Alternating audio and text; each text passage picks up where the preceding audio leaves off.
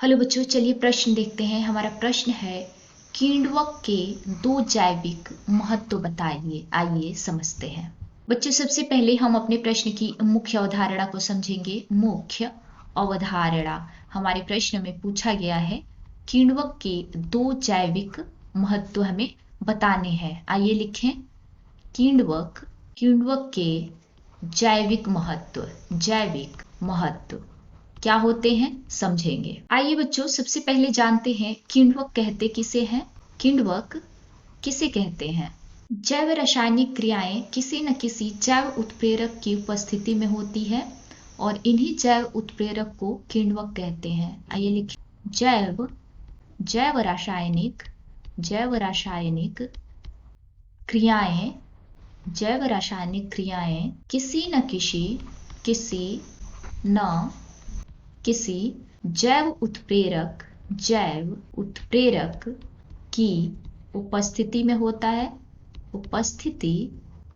होती हैं। इन्हीं जैव उत्प्रेरक को हम किण्वक कहते हैं। इन्हीं जैव उत्प्रेरक को क्या कहते हैं? किण्वक कहते हैं। अब इनके हम जैविक महत्व को देखेंगे। किण्वक के जैविक महत्व हमें देखने हैं। किण्वक के जैविक महत्व आइए देखते हैं। तो जो किण्वक होता है उससे जैव तकनीकी उत्पादों को बनाया जाता है। आइए लिखें जैव तकनीकी उत्पादों। जैसे क्या बच्चों?